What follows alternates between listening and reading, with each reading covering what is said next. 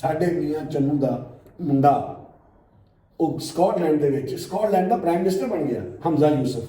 लेकिन मैं जब बाहर जाकर उनको कहा कि आए हम साइड, तो कहते हम नहीं आएंगे, बॉडी को डर लगता। मैंने कहा वो तुम्हारा बाप है? कहता no no no is no anymore. मैंने मतलब भाई उसी वक्त खुदा की कसम मेरे दिल में आया, मैंने कहा या अल्लाह तेरा शुक्र है। पहली तो बात यह है कि मेरी तो औलाद ही एक बेटी है, तो मैंने कहा कि अगर मेरा बेटा होता और ऐसा होता तो मेरा तो जिंदगी खत्म थी। आपके रमदान की वजह से मेरी जिंदगी के अंदर एक तब्दीली आई है। मैं इससे पहले ये समझता ही नहीं था कि खुदा मौजूद है। बिस्मिल्लाहिर्रहमानिर्रहीम। अस्सलाम वालेकुम ख़वातीन हज़रात, आज हमारे साथ मौजूद हैं मोहतरम एहसान शाहिद साहब। एहसान शाहिद की ज़िंदगी के किस पहलू को बयान किया जाए कि इनकी ज़िंदगी का हर पहलू खूबसूरत है, और ये बचपन से जवानी और बुढ़ापे को जो बढ़ते हुए साल हैं उनमें भी खूबसूरत नज़र आते हैं। और इसके अलावा आप देखिए कि इन्होंने खूबसूरत काम इतने किए। एक तो शायरी की, ये भी खूबसूरत काम है। लोगों की खिदमत की, ये खूबसूरत काम है। अपने इलाके को नहीं भूले, ये भी खूबसूरत काम है। अभी तक धरती की मोहब्बत दिल में बसती है, दिल धड़कता है तो पाकिस्तान की खुशबू आती है। तो ये सारे पहलू खूबसूरत हैं। कोई सोच भी नहीं सकता कि बरतानिया और बरतानिया के शहर लंदन में, जहाँ मादा परस्ती रक्स करती है, बोलती है और सड़कों पर आवारगी करती है, वहाँ एक फरिश्ता सिफ्त इंसान लोगों को खाना मुहैया करता है, और उस खाने में ये नहीं पूछता कि जो भूखा है उसका मज़हब कौन सा है, उसका कबीला कौन सा है, उसका मुल्क कौन सा है और उसके अजदाद कौन थे। दिल तो चाहता है कि एहसान शाहिद का इंटरव्यू पंजाबी में करूं, क्योंकि पंजाबी बहुत खूबसूरत बोलते हैं, लेकिन उर्दू भी खूबसूरत है। अब क्या किया जाए, तो एक कॉकटेल बना लेंगे, मिक्सचर करेंगे। हो सकता है उसमें सराइकी के भी कुछ लफ्ज़ आ जाएं, पंजाबी के भी आ जाएं, अंग्रेज़ी के भी और उर्दू के भी। तो आपकी नज़र करते हैं वो जवाब जो एहसान शाहिद के दिल से लबों पे आएंगे और आपकी समातों को छुएंगे। जी एहसान साहब, कहाँ से ज़िंदगी शुरू की और अब कहाँ तक पहुँची, और कौन से स्टेशन दरमियान में आए? बहुत शुक्रिया मज़हबुल्लाह साहब। ये सबसे पहले तो मेरे लिए बड़ी सादत की बात है कि मैं आपके बराबर में भी बैठा हूँ। मैंने आपका नाम सुना, आपका काम देखा, आपका वो काम देखा जो लोगों से नहीं होता, जो आप करते हैं। आप कमिटेड पर्सन हैं और एक ट्रू पाकिस्तानी है। ये मेरे लिए वो सबसे बड़ी बात है कि ट्रू पाकिस्तानी होना ये बहुत बड़ा एजाज़ है कि मैं उसके साथ बराबर में बैठा हूँ। जहाँ तक मेरी ज़ात का तल्लक है, ज़िंदगी जो है वो एक बर्फ़ का ब्लॉक है। अच्छा, बिल्कुल एक बर्फ़ का ब्लॉक है। किसी का इतना है, किसी का इतना है, किसी का बड़ा है। और ये जो लम्हे हैं, जो मिनट हैं, घंटे हैं, दिन हैं, हफ्ते हैं, महीने हैं, अरसाल हैं, ये हवा है। ये हवा है, और बर्फ़ के ब्लॉक को वो हवा पिघला रही है, उसको मेल्ट कर रही है।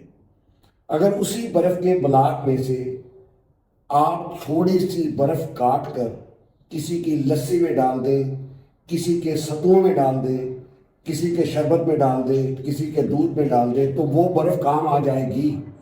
अदरवाइज वो बर्फ़ हवा जो ज़िंदगी के अयाम है उसको वो पिघला रही है, वो मेल्ट हो रही है, उसका पानी नालियों में जा रहा है।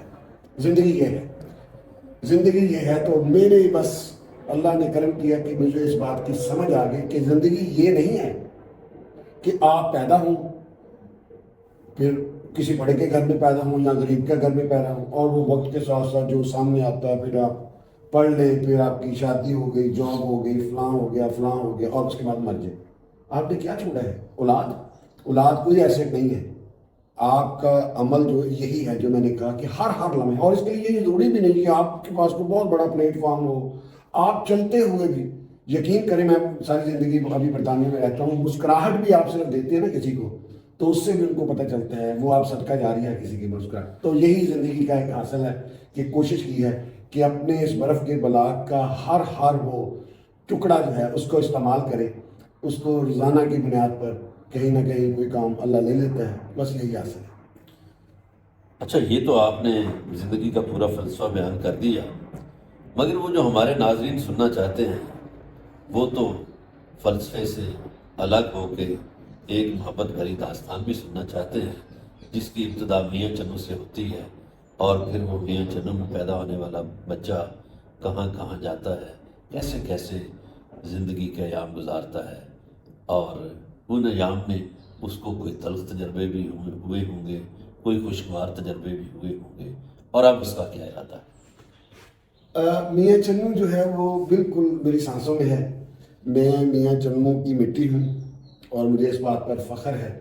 میاں چنو میں میرے جن سے یہ میری خوش قسمتی رہی کہ مجھے شروع سے جو اپنے استاد ملے جن سے میں نے سیکھا وہ بڑے عظیم ہستیاں تھیں, جن میں میری ابتدائی تعلیم بابا جی مولانا ابراہیم رحمۃ اللہ علیہ کا ایک مدرسہ تھا جہاں پہ ٹاٹوں کے اسکول میں بیٹھ کر پڑھا ہوں, اور پھر یہ ان کی شفقت بھی تھی کہ میرا نام بھی انہوں نے رکھا تھا. اچھا, ہاں میرا نام انہوں نے رکھا تھا, بہت بڑے ذہین عالم تھے. اور پھر اس کے بعد غلام حیدر وانی کا بہت عمل دخل ہے میری زندگی کے اندر. بچپن میں نے ان کو دیکھا, ان کے ساتھ جب بڑا ہوا تو ان کے لائبریری سے بہت استفادہ حاصل کیا, پھر ان کے ساتھ وقت بہت گزارا. اور پھر جب میرے شعور میں پختگی آئی تو مجھے مرزا نصیر خالد صاحب کی شکل میں ایک استاد ملے جنہوں نے میری شاعری کو, میں نے تو شاعری مجھے وہاں پر جو ضرورت بن گئی تھی کہ چونکہ میں مقرر تھا, اسپیکر تھا, تو بہت ساری جگہوں پر جاتے تھے تو وہ کہتے تھے کہ آپ شعر بھی کہا کریں تاکہ نظم بھی ہو جائے, غزل بھی ہو جائے, اور پھر آپ تقریر بھی ہو جائے, پورا پیکج. مباحثہ بھی میں کرتا تھا, ڈبیٹر بھی تھا, اور کالم نگار بھی میں نے شروع کر دیا تھا, تو مضمون نویسی کی وجہ سے. تو اس وجہ سے مرزا نصیر خالد صاحب کا بڑا عمل دخل ہے. پھر اس کے بعد میرے جو ٹیچر تھے انہوں نے مجھے بالکل اپنے بچوں کی طرح پڑھایا, جس میں پروفیسر ایم ہمایوں چودھری اور مختار ترابی صاحب, بہت بڑا نام ہے تحریک پاکستان کے اندر بھی اور نظریہ پاکستان ٹرسٹ کے اندر بھی ان کا نام تھا. میں نے وہاں سے پھر وقت کا میں لندن آ گیا, مجھے لندن اچھا لگا, میں کئی دفعہ آیا, لیکن پھر میں نے 90s کے اندر یہاں رہنے کا فیصلہ کیا. یہاں آ کر وہ مجھے بات یاد آ گئی جو میں نے انٹرویو کے اندر مجھے ایک دفعہ عباس ندوی صاحب نے 87 کے اندر مجھ سے پوچھا تھا کہ جب میں نے آپ کا انٹرو پڑھا ہے تو اس کے اندر میں نے دیکھا کہ آپ شاعر بھی ہیں, کھلاڑی بھی ہیں, آپ رائٹر بھی ہیں, ادبی جو سرگرمی ہیں اس کی بھی آپ کے لیے کام کرتے ہیں. تو میں نے کہا کہ میں نے یہ سیکھا ہے میری زندگی میں کہ اگر آپ کسی جگہ پہ سامعہ بھی ہیں نا تو وہاں پر بھی آپ کی انفرادیت کا پتہ چلے کہ آپ اچھے سنویے ہو سکتے ہیں. آپ وہاں پہ بیٹھیں, جو سامنے والا بندہ جو پڑھ رہا ہے, جو سنا رہا ہے, کچھ جو واز کر رہا ہے, وہ آپ کی طرف توجہ دے. تو میری یہی تھا. پھر جب برطانیہ میں آئے تو یہاں آ کر بھی بالکل سننے کے لیے گئے ہیں, دیکھنے کے لیے گئے ہیں. تو اسی پر ہی ایسا ہوا کہ انہی آرگنائزیشن نے, انہی تنظیموں نے, وہیں پہ انگلش آرگنائزیشن نے مجھے یہاں پہ بہت سارے موقع دیے. موقع تو میرا رب دیتا ہے, لیکن ذریعہ یہ بنے ہیں. میں اسکول میں گیا اپنی بچی کو داخل کروانے کے لیے, 2-3 ان کو تجویزیں دیں کہ ایسا ہونا چاہیے, ایسا ہونا چاہیے. تو 3 سال کے بعد اسی اسکول کا میں گورنر بن گیا. اچھا, میں پاکستان ویلفیئر ایسوسی ایشن میں وہاں پر ایز اے پارٹیسپینٹ گیا. تو میں اس کا پچھلے 16 سال سے اسی تنظیم کا جو سب سے بڑی ہے برطانیہ میں, سب سے بڑی تنظیم ہے, 1966 میں بنی, میں اس کا جنرل سیکرٹری ہوں. اور حلال فوڈ اتھارٹی کے لیے میں نے یہاں پر حلال کا بہت مسئلہ تھا. یہاں پر حلال میٹ تو حلال, ہم کہتے تھے کہ یہ میٹ حلال ہے, اس کو ذبح ہو گیا, لیکن جو اس کے ریلیٹڈ چیزیں ہیں وہ حلال نہیں تھی. تو اس کے لیے کوشش ہو رہی تھی. یہاں پر ایک تنظیم تھی حلال فوڈ اتھارٹی, میں نے ان کو اپنی تجاویز دی, ان کو کہا کہ یہ جگہ پہ بھی آپ کو ضرورت ہے کہ یہ جو اوپر سرکہ ڈال رہے ہیں, آپ نے تو یہ کہہ دیا یہ حلال ہے, تو یہ سرکہ کیا حلال ہے, یہ جو باقی چیزیں انگریڈینٹ ہیں حلال ہیں. تو انہوں نے میری اس بات کو بڑا جانا اور اس پر بھی انہوں نے حلال کے سرٹیفکیٹ شروع کیے. اور پھر وقت آیا تو انہوں نے مجھے خود آ کر کہا کہ ہم آپ کو ایز اے ڈائریکٹر لینا چاہتے ہیں. تو میں ابھی حلال فوڈ اتھارٹی کا ٹرسٹی ڈائریکٹر ہوں. بالکل ٹھیک ہے. یہ آپ نے سفر تو سمیٹ دیا, ایک ਪੰਜਾਬੀ में सवाल करना है। ਤੁਹਾਡੇ ਆਲੇ ਦੁਆਲੇ ਬੜੀਆਂ ਤਹਿਸੀਲਾਂ ਨੇ, ਕਈ ਸ਼ਹਿਰ ਨੇ ਮੀਆਂ ਚੰਨੂ ਦੇ ਆਲੇ ਦੁਆਲੇ, ਇਹ ਮੀਆਂ ਚੰਨੂ ਇੰਨਾ ਬਰਦਮਖੇਜ਼ ਕਿਉਂ ਹੈ? ਹਾਂ, ਗੱਲ ਇਹ ਹੈ ਜੀ ਕਿ ਜਿੱਥੇ ਮਿੱਠਾ ਹੋਏਗਾ ਨਾ, ਜੇ ਮਿੱਠਾ, ਉਹਦੀ ਮਿਠਾਸ ਜਿਹੜੀ ਆ ਉਹ ਫੈਲਦੀ ਆ। ਹਾਂ, ਉਹ ਕੁਛ ਵੀ ਹੋਵੇ, ਉਹਦੀ ਖੁਸ਼ਬੂ ਜਿਹੜੀ ਹੈ ਨਾ ਉਸ ਮਿੱਟੀ ਦੀ, ਉਹ ਫੈਲਦੀ ਆ, ਉਹ ਜਾਂਦੀ ਆ ਬਾਹਰ ਵੀ। ਮੀਆਂ ਚੰਨੂ ਦੇ ਜਿਹੜੇ ਲੋਕ ਨੇ, ਦੇਖੋ ਨਾ, ਇੱਕ ਦੋ ਆਲਮ ਦੇ ਤੁਸੀਂ ਹੁਣ ਨਾਂ ਲਏ, ਹੋਰ ਵੀ ਕਈ ਸ਼ਖਸੀਅਤ ਹੋਣਗੀਆਂ। ਮੌਲਾਨਾ ਤਾਰਿਕ ਜਮੀਲ ਸਾਹਿਬ ਹਾਂ, ਬਹੁਤ ਵੱਡੀ ਹਸਤੀ ਆ, ਉਹ ਮੀਆਂ ਚੰਨੂ ਦੇ ਸਨ। ਔਰ ਸਭ ਤੋਂ ਬੜੀ ਗੱਲ ਹੈ ਕਿ ਹਰ ਮਕਤਬਾ ਫਿਕਰ ਦੇ ਜਿਹੜੇ ਲੋਕ ਨੇ ਹਾਂ, ਉਹ ਮੀਆਂ ਚੰਨੂ 'ਚ ਮੌਜੂਦ ਨੇ। ਯਾਨੀ ਇੱਕ ਐਸੇ ਆਲਮ ਨੇ ਜਿਨ੍ਹਾਂ ਦੀਆਂ ਮਦੀਨਾ ਮੁਨੱਵਰਾ ਦੇ ਵਿੱਚ ਕਿਤਾਬਾਂ ਪੜ੍ਹਾਈ ਜਾਂਦੀਆਂ ਯੂਨੀਵਰਸਿਟੀ ਦੇ ਵਿੱਚ, ਉਹ ਮੀਆਂ ਚੰਨੂ ਤੋਂ ਉਹਨਾਂ ਦਾ ਨਾਲ ਤਅੱਲੁਕ ਹੈ। ਫਿਰ ਅੱਲਾ ਵੀ ਕੁਝ ਨੂੰ ਇੱਜ਼ਤਾਂ ਦਿੰਦਾ ਕਿ ਕਿੰਨੇ ਸਾਲ ਹੋ ਗਏ ਨੇ ਕਿ ਪਾਕਿਸਤਾਨ ਨੂੰ ਕਦੀ ਕੋਈ ਗੋਲਡ ਮੈਡਲ ਨਹੀਂ ਮਿਲਿਆ ਸੀ ਓਲੰਪਿਕਸ ਦੇ ਵਿੱਚ। ਅਰਸ਼ਦ ਨਦੀਮ, ਅੱਲਾ ਨੇ ਉਹਨੂੰ ਮੀਆਂ ਚੰਨੂ ਨੂੰ ਇੱਜ਼ਤ ਦਿੱਤੀ, ਅਰਸ਼ਦ ਨਦੀਮ ਨੂੰ ਇੱਜ਼ਤ ਦਿੱਤੀ, ਪਾਕਿਸਤਾਨ ਨੂੰ ਇੱਜ਼ਤ ਦਿੱਤੀ। ਔਰ ਜਨਾਬ ਇੱਦਾਂ ਹੀ ਜੇ ਕਿਸੇ ਸ਼ਹਿਰ ਦਾ ਕਿਤੇ ਨੰਬਰਦਾਰ ਦਾ ਮੁੰਡਾ ਕਿਤੇ ਜਾ ਕੇ ਕੋਈ ਡੀਸੀ ਲੱਗ ਜਾਏ, ਏਸੀ ਲੱਗ ਜਾਏ, ਤੇ ਉਹ ਸ਼ਹਿਰ ਵਾਲੇ ਮਾਣ ਕਰਦੇ ਨੇ। ਸਾਡੇ ਮੀਆਂ ਚੰਨੂ ਦਾ ਮੁੰਡਾ ਉਹ ਸਕਾਟਲੈਂਡ ਦੇ ਵਿੱਚ, ਸਕਾਟਲੈਂਡ ਦਾ ਪ੍ਰਾਈਮ ਮਿਨਿਸਟਰ ਬਣ ਗਿਆ, ਹਮਜ਼ਾ ਯੂਸਫ। ਅੱਛਾ, ਹਮਜ਼ਾ ਯੂਸਫ ਦਾ ਤਅੱਲੁਕ ਮੀਆਂ ਚੰਨੂ ਦੇ ਮੀਆਂ ਨਾਲ। ਚੰਨੂ ਨਾਲ। ਹਾਂ, ਔਰ ਫਿਰ ਡਾਕਟਰ ਕੈਸਰ ਰਫੀਕ, ਹਾਂ। ਯਾਨੀ ਕੋਈ ਛੋਟੀ ਗੱਲ ਨਹੀਂ ਹੈਗੀ ਕਿ ਇੱਕ ਛੋਟੇ ਜਿਹੇ ਸ਼ਹਿਰ ਦੇ ਵਿੱਚੋਂ ਇੱਕ ਆਮ ਫੈਮਿਲੀ ਚੋਂ ਉੱਠ ਕੇ ਇੱਕ ਜਿਹੜਾ ਬੱਚਾ ਉਹ ਜਾਵੇ ਔਰ ਉਹ ਅਮਰੀਕਾ ਜਾਵੇ ਔਰ ਫਿਰ ਦੁਬਈ ਔਰ ਅੱਜ ਪਾਕਿਸਤਾਨ ਦੇ ਵਿੱਚ ਆਪਣਾ ਡਿਸਕਵਰ ਬੜਾ ਵੱਡਾ ਟੀਵੀ ਚੈਨਲ, ਬਹੁਤ ਵੱਡਾ ਟੀਵੀ ਚੈਨਲ, ਔਰ ਪਾਕਿਸਤਾਨ ਵਾਸਤੇ ਬੜਾ ਕੰਮ ਕਰ ਰਿਹਾ। ਬਹੁਤ ਪਾਕਿਸਤਾਨ ਟੂਰਿਜ਼ਮ ਦੇ ਹਵਾਲੇ ਦੇ ਨਾਲ ਡਾਕਟਰ ਕੈਸਰ ਰਫੀਕ ਦਾ ਜਿਹੜਾ ਕੰਮ ਹੈਗਾ, ਉਹ ਜਦੋਂ ਮੌਰਖ ਤਾਰੀਖ ਲਿਖੇਗਾ ਇਹਨੂੰ ਮਾਈਨਸ ਨਹੀਂ ਕਰ ਸਕੇਗਾ। ਉਹਨੇ ਇੱਕ ਨਵੀਂ ਜਿਹੜੀ ਚੀਜ਼ਾਂ ਦਾ ਆਗਾਜ਼ ਕੀਤਾ ਇੱਥੇ। ਤੇ ਮੈਂ ਸਮਝਦਾ ਕਿ ਮੀਆਂ ਚੰਨੂ ਦੀ ਬਹੁਤ ਸਾਰੀਆਂ ਹੋਰ ਵੀ ਸਾਡਾ ਇਫਤਖਾਰ ਠਾਕਰ, ਹਾਂ, ਉਹਦਾ ਮੀਆਂ ਚੰਨੂ ਦੇ ਨਾਲ ਤਅੱਲੁਕ ਆ ਔਰ ਉਹ ਉੱਥੇ ਜਨਾਬ ਉਹ ਬਹੁਤ अला काम कर रहे हैं। हाँ, बिल्कुल। अच्छा जनाब, मेरी कल आपसे बात हुई, मैंने आपसे एक सवाल किया। ये सवाल अब नाजरीन के लिए भी आपके सामने रख रहा हूँ। मैंने कहा मैं इस सोसाइटी को ऑब्जर्व कर रहा हूँ, ये मादा परस्त सोसाइटी है, काम काम और काम, और इसमें इंसान मशीनों की तरह काम करते हैं। इकबाल ने कहा था कि है दिल के लिए मौत मशीनों की हुकूमत, है दिल के लिए मौत मशीनों की हुकूमत, असास मरवत को कुचल देते हैं हालात। ठीक है जी। तो कल आपसे मैंने ये कहा कि एहसान साहब, मुझे लगता है कि इस सोसाइटी में बुढ़ापा अच्छा नहीं होता। तो आप तो मैंने कहा आप चलो 10 साल इधर गुजारे, उसके बाद पाकिस्तान आ जाएंगे। तो आपने मुझे खुशखबरी ये दी कि आप 2 साल में ही आ रहे हैं। सर, हमारे वो जो वाक़या पेश आया, वो जो लड़के थे टाई सूट लगा के आ गए, अपने वालिद को हाथ नहीं लगा रहे थे, उस वाक़े ने तो मुझे हिला के रख दिया। वो भी ज़रा हमारे नाज़रीन। हाँ, मैं बहुत अच्छा किया मतलब साहब, आपने मुझे मौका दिया। बाकी लोगों के लिए भी है, ख़ुसूसी तौर पर जो अमेरिका कनाडा के अंदर जो रहते हैं लोग, बहुत सारी हैसियतें हैं, बड़ी बड़ी उनकी जायदादें हैं, लेकिन वो ज़हन में ये बात ज़रूर कर लें कि औलाद को आप एक लिमिट तक ही उनको कमा कर दें, उनको खुद काम करने की तरगीब दें, उनको बोले ये काम करें और उनको अपने पिछले हालात को ज़रूर बताएं कि मैं क्या था, मैंने यहाँ पर कितनी आकर मेहनत की है और तुम्हें अब तुम इस काबिल हुए कि तुम बड़ी बड़ी गाड़ियाँ चला रहे हो। वाक़या कुछ यूँ है कि यहाँ पर हमारे हंसलों के अंदर एक साहब थे, मुझे वो याद है कि जब उनका एक बेटा, मेरा चूँकि यहाँ पे एक स्टोर होता था, मैं उसके अंदर बैठा हुआ था, तो वो गाड़ी से गुजरा और उसने गाड़ी रोकी उस बुज़ुर्ग ने, और उस वक्त तो वो खुद भी जवान थे, और उसने कहा कि मुझे बुलाया मेरा नाम लेकर के, इधर आए, ये अपने भतीजे को देखो, मैंने इसको 24,000 पाउंड की, ये मैं आज से 30 साल पहले की बात कर रहा हूँ कि मैंने 24,000 पाउंड की तुम्हारे भतीजे को गाड़ी लेके दी है, क्योंकि आज इसने ग्रेजुएशन की है। तो इसने कहा था कि मैंने वो मेरी ड्रीम कार है, तो मैंने कैश पे इसको लेके दिया। देखो अब वक्त बदल गया, गुजर गया, उस साहब का इंतकाल हो गया तकरीबन, आप इस बात को भी अब 8 साल हो गए। तो वो उन्होंने, चूँकि उनको जो हुआ था तो मैंने उनको गुस्ल देना था, मैंने अल्हम्दुलिल्लाह आपको जैसे मालूम है कि मैंने गुस्ल फीस सबीलिल्लाह गुस्ल देने के लिए यहाँ पे मसला था कि बाकायदा कोई जो जिसने कोर्स किया हो, तो मैंने अल्हम्दुलिल्लाह ये कोर्स किया हुआ और मैंने अभी तक 227 है, और आखिरी गुस्ल जो है आपके ही एक साथी हैं वदूद मुश्ताक साहब जो जियो के लिए काम करते थे, आखिरी गुस्ल मैंने उनको दिया है। اور ایسے بہت سارے لوگوں کی وصیت ہوتی ہے کہ بھی احسان شاہ ہمیں غسل دے. اور میں بھی ابھی اس تیاری میں ہوں کہ اللہ تعالیٰ مجھے لیے بھی کوئی ثانی پیدا کرے, جہاں پر بھی آئے مجھے بھی کوئی غسل دے.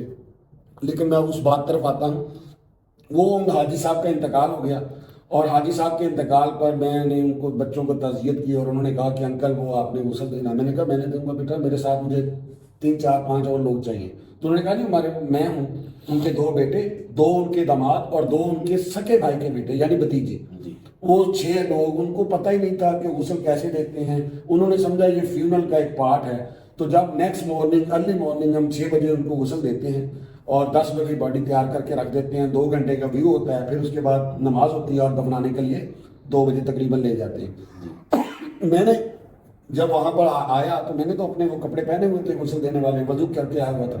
وہ جب بچے آئے تو انہوں نے سوٹ پہنے ہوئے تھے, یعنی ان کو پتہ ہی نہیں تھا کہ غسل دینے کے لیے خود بھی غسل انہوں نے لیا ہوتا ہے اور عام سے کپڑے پہنتے ہیں, اور پھر اس کے بعد ہم نے ایپرن پہننے, گلوز پہننے. خیر میں نے ان بچوں کو دیکھا کہ بھی اب یہ آ گئے ہیں تو ان کو ہمیں غسل دینا چاہیے. میں نے ان کو تیمم وغیرہ کروا کے تیار کروا کے صورتیں پڑھا کر تو ہم تیار ہو گئے. حاجی صاحب کو جب نکالا تو چونکہ ان کے تھوڑی سی یہاں پہ ان کا پوسٹ مارٹم ہوا تھا, تو جب ان کا منہ دوسری طرف تھا تو جب میں نے ان کو انڈرس کیا اوپر کپڑا ڈال کر ان کی سطر کو ڈھانپ کر, تو وہ بچے باہر نکل گئے. میں نے کہا کہ شاید اموشنل ہو گئے ہیں کہ بھی والد صاحب کو چاچے کو نہیں دیکھ سکتے. لیکن میں جب باہر جا کر ان کو کہا کہ آئیں انسائڈ تو کہتے ہیں ہم نہیں آئیں گے, باڈی کو ڈر لگ رہا. میں نے کہا وہ تمہارا باپ ہے؟ کہتا نو نو از نو اینی مور. اپنے پیو کو ڈر لگتا ہے. He's a body now. Oh my God. He's a body. And he said, uncle, we respect you. I know you are not taking any money and you are doing everything is voluntarily, but can you call somebody, help you, and we will give the money. Don't worry, we have a lot of money. But we're not going to touch the body. وہ وہی کہہ رہے تھے. میں نے mother بھائی اسی وقت خدا کی قسم میرے دل میں آیا, میں نے کہا یا اللہ تیرا شکر ہے. پہلی تو بات یہ ہے کہ میری تو اولاد ہی ایک بیٹی ہے, تو میں نے کہا کہ اگر میرا بیٹا ہوتا اور ایسا ہوتا تو میرا تو زندگی ختم تھی.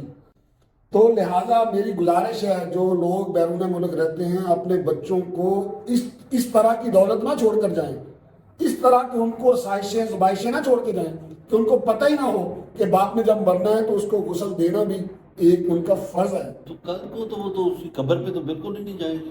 بالکل بھی نہیں. زیادہ سے زیادہ یہ کریں گے کہ وہ زیادہ سے زیادہ کہ ان کے جو گاؤں کے اندر کبڈی کا ایک ٹورنامنٹ ہوتا ہے اس کے لیے وہ پیسے دے دیں گے, اور اس کے والد صاحب کا memorial kabaddi tournament, hockey tournament, اور یا کسی جو ہماری چیریٹیز ہیں ان کے انہوں نے اپروچ کر لیا تو کہیں پانی کا نلکا لگا دیا, کنواں لگا دیا. کیا یہ کنواں لگانا ضروری ہے یا اس باپ کو غسل دینا ضروری تھا؟ میرا سوال یہ ہے. اور اگر غسل دینے کے لیے بچے موٹیویٹ نہیں ہو رہے یا ان کو نہیں پتا, تو میرا آپ سے بھی سوال ہے حضور کہ کیا مجھے بتائیں یہ کیا کسی کی ذمہ داری نہیں ہے جو برطانیہ کے اندر اتنے بڑے اسلامک ادارے کھل رہے ہیں, مساجد ہیں, مدرسے ہیں, علماء کرام ہیں, کہاں گئی ان کی ساری یہ طبیعت؟ جمعے کی نماز کے اندر کیوں نہیں بتایا جاتا؟ رمضان کے اندر ان کے مذاکرے ہونے چاہیے کہ آئیں ہم نے بھی مرنا ہے, ہمارے والدین نے بھی مرنا ہے, کیسے ان کو غسل دینے, کیسے ان کے, یہ سوال ہے بہت بڑا. اچھا احسان صاحب, آپ نے یہ پہلو بھی زندگی کا بتا دیا, شاعری کا آپ پہلے بتا چکے ہیں کہ آپ مقرر تھے, پھر مرزا صاحب نے اس راستے پہ ڈال دیا اور آپ بہت سی کتابیں بھی آئیں. یہ جو آپ نے اوپن کچن کھول رکھا ہے پورے برطانیہ میں, کہ یہ جس طرح ایک طرح کے لنگر خانے ہیں ہمارے یہاں, تو آپ اس کو اوپن کچن کہتے ہیں, آپ لنگر خانہ کہہ دیتے ہیں. تو یہ آئیڈیا کہاں سے آیا آپ کو کہ آپ یہ تو کہتے ہیں بڑا اچھا ملک ہے, یہاں تو کوئی بھوکا ہی نہیں ہوتا اور حکومت جو ہے وہ ڈیل کرتی ہے, تو یہاں کیوں ضرورت پیش آئی؟ یہ آئیڈیا کہاں سے آیا آپ کو؟ آپ کے برطانیہ کے ہر شہر میں, ہر قصبے میں آپ نے یہ کھول رکھا اوپن کچن. آپ کی اللہ دعا قبول فرمائے. ہماری تو خواہش یہی ہے کہ برطانیہ کے ہر شہر کے اندر کے علاوہ کہ دنیا کی جو کیپٹلز ہیں ایٹ لیسٹ, جیسے کہ ہم نیو یارک کے اندر, ہم ٹورنٹو کے اندر, سڈنی کے اندر, ٹوکیو کے اندر ہم کھولنا چاہ رہے ہیں, ہم کھولنا چاہ رہے ہیں. جب میں بات کرتا ہوں ہم, تو میرے پیچھے دعائیں ہیں, میرے پیچھے جو آرگنائزیشن ہے اس کا نام مسلم ہینڈ ہے, اور جو دعائیں ہیں اس فرشتہ صاحب پیر لختے حسنین صاحب صاحب کی یہ دعائیں تھیں. اکیلا ہی چلا تھا جان بے منزل, لوگ ملتے گئے اور کارواں بنتا گیا. تو آئیڈیا آیا خیال یہ میرا تھا. میں نے 2016 کے اندر ہمارا فوڈ کا بزنس تھا, تو میں جب اپنی ہر سال کی جو زکوٰۃ ہے اس کو کاؤنٹ کر کے تو دیتا تھا, مختلف تنظیموں کو دیتا تھا. 2017 میں جب میں کر رہا تھا تو میری بیٹی نے کہا کہ ڈیڈی یہ کیوں نہ ہم یہ باہر بھیج رہے ہیں, یہ ابھی ہائی اسٹریٹوں کے اندر لوگ بیٹھے ہوئے ہیں, وہ پیسے مانگ رہے ہیں اور وہ کھانے کے لیے پیسے مانگ رہے ہیں. میرا ان سے یہی سوال کیا, میں نے کہا بیٹا وہ کھانے کے لیے پیسے نہیں مانگ رہے, وہ پیسے مانگتے ہیں اپنی, اس کے بعد ان کو اپنی کچھ ایسی چیزیں لیتے ہیں جو ہمیں جائز نہیں ہے ان کو خرید کے لے کے دینے. ہم ان کی منشیات کا استعمال کرتے ہیں, ہم منشیات کے لیے ان کا ذریعہ نہیں بن سکتے, یہ پیسے جائز نہیں. چونکہ بیٹی ڈاکٹر بن رہی تھی, وہ اس چیز کو سمجھتی تھی, اس نے ضد نہیں کی, لیکن میرے ساتھ وہ گئی اور اس نے کہا کہ آپ نے صرف آبزرو کرنا ہے, دیکھنا. میں اس کے پاس جا کے, وہ ایک آدمی بیٹھا ہوا تھا, اس کے پاس بیٹھ کے اس کو پوچھا گڈ مارننگ ہوا یو, کیسے ہو, آج کا ویدر تمہیں کیسا لگ رہا ہے, یہ لگ رہا ہے, تم بھوکے ہو, تم کھانا کھاؤ گے. میں نے کہا کیا کھاؤ گے. اس نے بتایا کہ مجھے یہ کھانا. ایک کے پاس گئے, ہم نے کھانا لا کر دیا, اس نے بڑے خوش ہو کے, اور ہم آدھے گھنٹے کے بعد واپس آئے تو وہ وہاں پہ موجود نہیں تھا, یعنی اس کو کھانا فل ڈے کا مل گیا. دوسرا جگہ پہ گئے, ہم 7 دنوں کے اندر تقریباً 22-23 لوگوں کو ملے. ان میں سے صرف ایک نے کہا کہ کھانا میرے پاس آ گیا ہے, مجھے سگریٹ کے لیے پیسے چاہیے, تو باقی جو نہیں. یہ آئیڈیا آیا کہ یہاں پر یہ لوگ بھوکے ہیں. پھر قرآن آیا سامنے. قرآن میں یہ کہا ہے کہ چیریٹی گھر سے شروع ہوتی ہے. چیریٹی گھر سے شروع ہوتی ہے. میں اپنے پہلے گھر کو دیکھوں, پھر اپنے نیبر کو دیکھوں, پھر اپنی بستی کو دیکھوں, اپنے محلے کو دیکھوں اور اپنے شہر کو دیکھوں. اور کہیں نہیں لکھا کہ وہ جو چیریٹی ہے وہ آپ کو باقاعدہ یہ ثابت ہے کہ آپ نے صرف مسلمانوں کو دینی ہے, نہیں, کیونکہ وہ رب العالمین ہے. بالکل. تو اس وجہ سے ہم نے یہ دیکھ کر بہت بڑا فرض کفایہ ادا کیا ہے. مسلمانوں پر جو ایک لیبل تھا کہ مسلمان صرف یہی کام کرتے ہیں, جو میں کہنا نہیں چاہ رہا. تو وہ جو ایک آپ رمضان میں بھی کھانے بھیجتے تھے, تو وہ ایک گورے نے آپ کو کہا, ہاں, وہی پھر ہمارے ساتھ مسلم ہینڈ کا تعاون سٹارٹ ہوا. مسلم ہینڈ کے پلیٹ فارم سے ہم نے پہلا پروجیکٹ جو کیا اس کا نام تھا رمضان پروجیکٹ. ایک فوڈ کا ڈبہ بنایا, اس پر لکھا ہوا تھا ہولی منتھ آف رمضان. رمضان کو بولڈ کیا جس طرح ہوٹلوں کے نام بڑے بڑے بولڈ ہوتے ہیں, بڑا رمضان 30 دن ہم نے ان کو مختلف کھانے کھلائے, جس کے اندر انٹرنیشنل فوڈ بھی تھے, پاکستانی بھی فوڈ بھی تھے. جب رمضان ختم ہو گیا تو میں ایک جگہ پہ جا رہا تھا, تو اسی ہائی اسٹریٹ کے اندر بھی ہم کھانا دیتے تھے. 29 لوکیشن پر ہم نے کھانا دیا اس پورے منتھ کے اندر, 500 ڈیلی. تو پیچھے سے مجھے ایک آواز آئی, ہے مسٹر رمضان. تو میں نے غور سے سنا, میں نے کہا دوبارہ جب اس نے, میں نے کہا, تو میں نے پیچھے دیکھا, میں نے کہا are you talking to me. اس نے بولا ہاں. میں کہا مائی نیم از نو رمضان. کہتا ہوں یا I forget, may be it's your company name. میں کہا تم پھر بھی بھول گئے ہو, کچھ اور لکھا ہوا تھا. Is a holy month Ramadan? Yes, he said yes. He said where is Ramadan? And I said Ramadan is finished. He said when is coming back? تو میں نے کہا وہ تو 11 منتھ کے بعد آئے گا. اس نے ایک بات کہی, اس نے کہا 11 منتھ تو ٹو لانگ ہے, مے بی میں بھول جاؤں, مے بی میں کچھ اور ہو جاؤں. میں نے کہا تمہیں میں پیسے دیتا ہوں, کھانے لے لو. کہتا نہیں مجھے کھانا نہیں کھانا, مجھے کہیں نہ کہیں سے مل جائے گا, نہ بھی ملے, لیکن آپ کے رمضان کی وجہ سے میری زندگی کے اندر ایک تبدیلی آئی ہے. میں اس سے پہلے یہ سمجھتا ہی نہیں تھا کہ خدا موجود ہے. اب میں یہ سمجھتا ہوں کہ خدا موجود ہے. God is exist because آپ مجھے نہیں جانتے, آپ کو میرے نام کا بھی نہیں پتا ہوگا, لیکن آپ کا بندہ, آپ کی وہ جو والنٹیئر بیٹی بیٹا جو بھی آپ کے وہ تھے, وہ ڈیلی مجھے ڈھونڈ کر کھانا دیتے تھے. اور میں جب غور کرتا تھا تو یہ کھانا جو ہے وہی ہوتا تھا جو میرا دل کرتا تھا. کبھی اس کے ساتھ انگور بھی آ رہے تھے, کبھی اس کے ساتھ فروٹ کی وہ چیز بھی آتی تھی, ہم چونکہ اس کے ساتھ پورا پیکج تھا. تو اس نے کہا کہ can you ask your God to make 2-3 time Ramzan, then the people like me, more people like me start believing on God. یہ بہت بڑا میسج تھا, بہت بڑا میسج. بس اسی دن فیصلہ کیا. میں نے لخت حسنین صاحب کو, سید صاحب, سید بادشاہ ہیں, ان کو میں نے بات بتائی. انہوں نے بولا میں آج ہی آ رہا ہوں. وہ آ کر بیٹھے, ہم نے دعا کی, ڈیسائیڈ کیا, ایک سے شروع کیا. انشاءاللہ تعالیٰ پوری دنیا میں آپ کو نظر آئیں گے. اور اس کا تو پھر اب آپ نے یہ فیصلہ کیا کہ رمضان کا انتظار نہیں، سارا سال اور سارا سال ابھی جو ہم چلا رہے ہیں وہ صبح آپ نے کل اپنی آنکھوں سے بھی دیکھا، یہ ڈیلی زندگی کچھ ہو جائے، صبح دوپہر کا کچھ ہو جائے، چاہے اس دن عید ہے، شب رات ہے، کرسمس ہے، ایسٹر ہے، دیوالی ہے، ویساکھی ہے، کچھ بھی کوئی دن ہو، بارش ہو رہی ہے، برف پڑ رہی ہو، ایون دین جب پورا برطانیہ بند ہو گیا تھا تو گورنمنٹ نے ہمیں اجازت دی تھی لاک ڈاؤن کے اندر کہ آپ کھولیں تاکہ یہ لوگ مر نہ جائیں۔ بالکل ٹھیک ہے۔ خواتین حضرات، آپ نے احسان شاہد صاحب کی باتیں سنی، بہت مزے کی باتیں ہیں اور ان میں سبق بھی ہے، اگرچہ ان کی ہر بات میں ایک داستان ہے اور اس داستان میں کئی کہانیاں ہیں، لیکن آپ یہ دیکھیے کیا زبردست میسج ہے کہ ایک گورے کو رمضان کی وجہ سے خدا پہ یقین آیا اور پھر اس نے کہا کہ 11 ماہ کا انتظار تو لمبا عرصہ ہے، تو پھر انہوں نے فیصلہ کیا کہ نہیں، سارا سال ہم کھانا دیں گے، صرف رمضان میں نہیں۔ اللہ تعالیٰ ہر ایک کو نیکی کرنے کی توفیق عطا فرمائے۔ اسی کے ساتھ اجازت دیجیے۔ پاکستان زندہ باد۔